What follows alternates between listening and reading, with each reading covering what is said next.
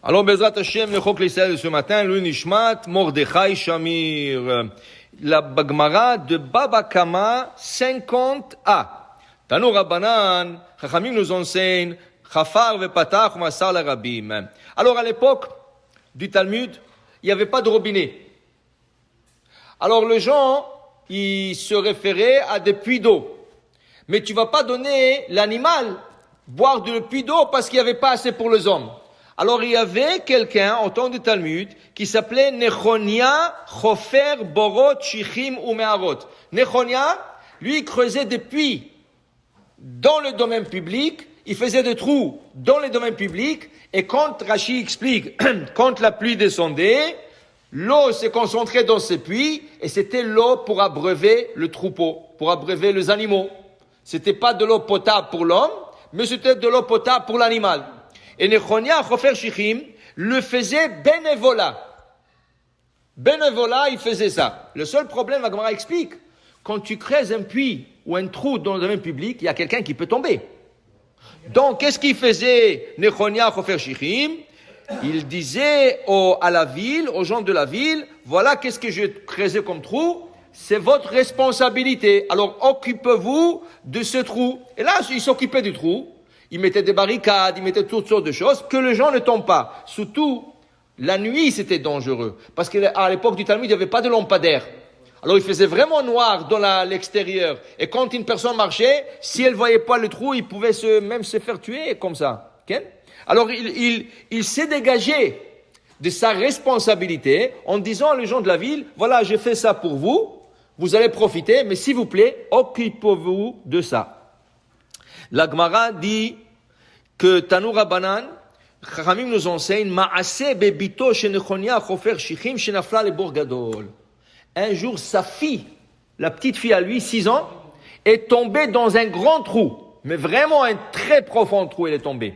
Le problème, que les gens essayaient de la sortir, ils n'arrivaient pas. Ils l'appelaient, elle ne répondait pas. Alors, ils ne savaient pas qu'est-ce qu'elle est. Elle s'est évanouie, elle est morte. Qu'est-ce qui est arrivé? Ils ne savaient pas. Tout de suite, qu'est-ce qu'ils ont fait?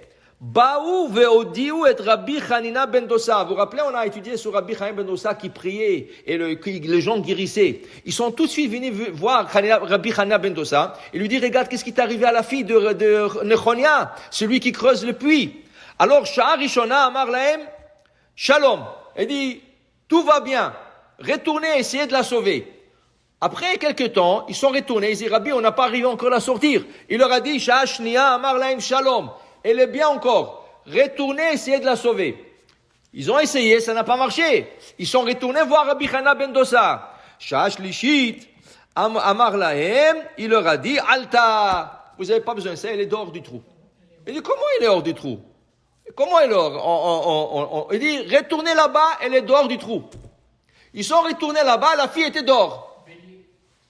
Alors voilà, alors la Gemara dit, Amroula, mi et Elich, comment tu es sorti? Alors elle a dit, Amra lahem zachar shel rechelim nizdameli, vezaken echad manigo. Elle a dit, un homme âgé était là, il avait un bélier, le bélier, il a mis sa tête dans le trou, et il m'a dit, s'attraper sur la corne, je me suis attrapé sur la corne, il m'a sorti. Rachid dit, qui était ce zaken, cet homme âgé? Avraham Avinu. Qui était le bélier? Elosh el Yitzhak Avinu. C'est le bélier d'Yitzhak. Imaginez-vous la grandeur d'une ès. On lui a sauvé la fille, mais un patriarche est venu sur terre avec le bélier d'Yitzhak pour la sauver. Pour la sauver cette fille. Très bon.